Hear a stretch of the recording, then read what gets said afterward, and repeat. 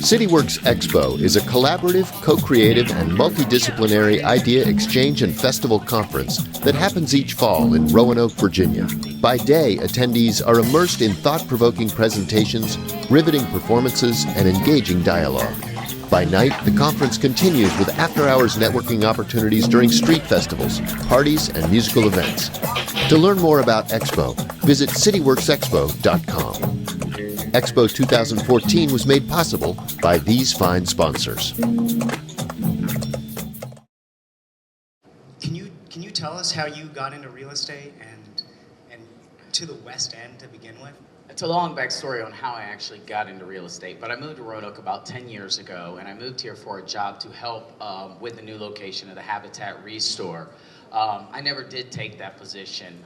My background is building maintenance and repair and education, and while I moved to Roanoke and looking for an apartment, I just noticed a lot of things in disrepair that needed to be fixed, and I'm the kind of guy that likes to fix everything. If it's broke, I want to fix it. There's got to be a way. And so I fell into property maintenance and repair, which then led me into a career as a property manager, and I ran my own property management company from 2007 to 2011, which led me into obtaining my real estate license, and I've been a real estate agent for a year now. So now, how did you end up in the West End specifically? Because as Ed mentioned, right, West End, as of a few years ago, had a pretty nasty reputation. It did. 10 years ago, if you would have told me I was going to live on Chapman Avenue, I would have told you you're out of your effing mind. I wasn't going to live there. Upon having a property management company, I had a business partner that wasn't the nicest of individuals, and that led to a really nasty business dispute that split up. We co-owned the house that we shared together, and I chose to walk away from my one investment in Roanoke to move to this home here on Chapman Avenue. It wasn't where I actually thought I was going to go. I had convinced an investor to buy this house, and he paid $25,000 for it and was boarded up. And I said to him, I'm in a situation and I need a place to live. I'm interested in buying this house. If you did nothing to it, what would you sell it to me for? And he said, I'll sell it to you for 10 grand more than I paid for it. So long story short, I bought a house on Chapman Avenue, and I ended up paying $47,777 for it. Corbin, so I know you and your partner Will, and you guys are quite different people. Can you talk a little bit about the details of the neighborhood and how, for example, your partner reacted when you wanted to move in? Yeah, my partner's a big old sissy. And to say the least, I said, we're moving to Chapman, and he said, what? That wasn't going to happen. We had some friends that lived over there in the area, and it was still very blighted, and there was still a lot of activity going on that wasn't the best that we wanted to see. We've got a great video. Can we cue that video that sort of depicts one of the major turning points for Corbin and this neighborhood? I love the historic homes, the character, the charm, and it's a great neighborhood. Corbin Prydwen moved into Mountain View in June and says he likes the direction the neighborhood is headed, with the exception of one problem he's trying to fight. He says prostitutes frequent this area off Chapman Avenue. Middle of the day towards the afternoon, we'll have anywhere between 3 and 4 prostitutes sitting under the trees here. That prompted Prydwen to take action and post these signs in his yard. Corbin Prydwen, discourage ladies the and activity on his block. Taking a stand within my community, letting them know I live here. I'm not going to tolerate this. This is my home. At night, the sign out in front of his home lights up, drawing even more attention to the issue. Prydwen says he's contacted police numerous times and believes they are helping clean up the situation. They're working fairly well, I think, to what they can do. I just would like to see more of it. Maybe some laws like Richmond or D.C., the no prostitution zones. Another concern he sees is that all of this is going on just a block from the West End Center, a place where kids receive after-school programs. Prydwen just wants to see the illegal activity end in a place he loves calling home. We want this to be a neighborhood, like any other neighborhood, where you can go outside, you can sit on your porch, and you don't have to worry about a drug deal or the prostitutes. Prydwen believes these signs may be the start of creating a better Mountain View lifestyle. So Corbin, when was this footage taken? It was 2 years ago. Okay, so it says here Corbin believed that was the start, and I think that it is a common belief and understanding that that really has been a tremendous starting point for the West End neighborhood. Can you talk a little bit about what you're doing now?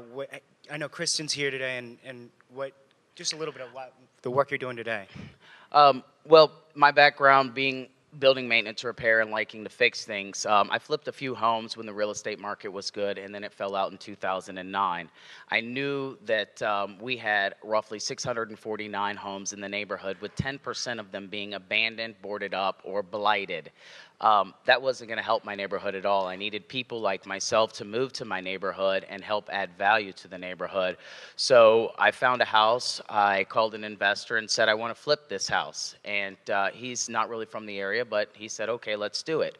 And so we bought a home, we flipped it, and it sold within a few months. So then another house came on the market, which was right on the corner of where the prostitutes stood, 1127 Chapman Avenue.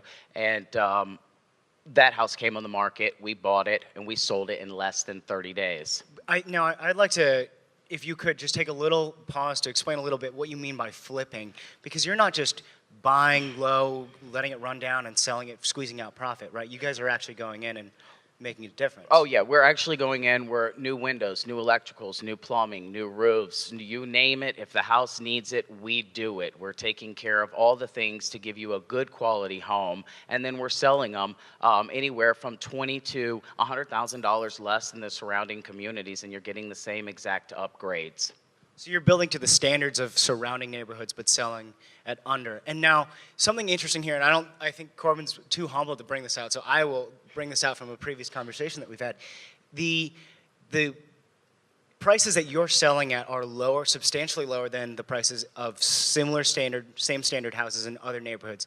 And that's not just because the West End reputation is bringing down the value, but also my understanding is you guys are actually selling at under real-time present appraisal value. We are. Some of the homes are going to appraise for more than we're actually selling them for. We're not out to make $1 million on this. You know, this is what I eat, sleep, and breathe. So for me, it's not just a job, it's a duty. I love what I do, and it's my passion. With that being said, every house that we flip in Mountain View, we plan to take that money and then turn around and put it into the next house so we can self-fund our own company. Now, are you trying to singularly be the king and champion of West End, or? Absolutely not. We have many folks that are in the area helping. Habitat has built 12 plus homes in the neighborhood, which means we now have 12 new families, and they're all new construction. Habitat has also started buying blighted homes as well, and they plan to start renovating them as well. TAP has come in, and they have done several houses and sold those houses. So there are other people involved. We have a few other small investors that are starting to come to the neighborhood and see the change, and they want to invest as well. Okay, and another point of humility here that we've just missed. Corbin was telling me the other day that you got a call from a real estate broker who was inquiring about how much you would value what was a local duplex, and he was suspicious about telling you where it was and what it was. Can you just cue us in? He didn't want to give me the address of the home in fear that I might run and go buy it from him before he gets a chance. There are more than enough houses in my neighborhood. I'm not going to get to everyone, and I welcome anybody that wants to come and invest in my neighborhood. I don't need to be the only guy out there swinging a hammer. We have 649 homes, and 649 homes, they all need work, and not just the blighted ones, but we have a lot of older generations that still live in the neighborhood, and they need a lot of work on their homes. We're not trying to push them out. We're working on ways to work with a lot of other programs so that we can get their homes repaired to the same standards that we're seeing the surrounding homes that we're doing. So I am not a native Roanoker, and the Roanoke that I know has been through very much the context of Expo, my visits here, and then luckily, thankfully, this my last summer that I worked with Ed, and through that and my close friendship with Corbin and Will, I've spent a good amount of time in West End, and the West End that I know is dramatically different from the West End that was being depicted in the video that we just saw. I think there's a lot of movement now, a lot of energy surging around this movement that you are contributing to, that other people are contributing to. I know there's you guys have just secured a CDBG grant, Community Development Block Grant, I believe is what they are. Correct. Can you tell us a little bit about that? Through the city of Roanoke, we obtained a block grant for $500,000, which is going to transition the 13th Street corridor and Campbell Avenue, which is a key asset to revitalizing the Mountain View, West End, Hurt Park community. We're going to be getting a lot of streetscapings, lights, covered bus stops, the things that are going to help bring people to the neighborhood. Great. We're sort of running short on time. Do you have any other last thoughts that you want to add? Anything that you want to contribute? You're looking to buy a house, come to Mountain View. Ladies and gentlemen, Corbin Prydwen. Just if anyone is around, this is your information. Yes. You presumably have shared that so that people can reach out, come visit your house. Absolutely, that is my home, and my door is welcome to anybody that wants to come in. Ladies and gentlemen, Corbin Prydwen.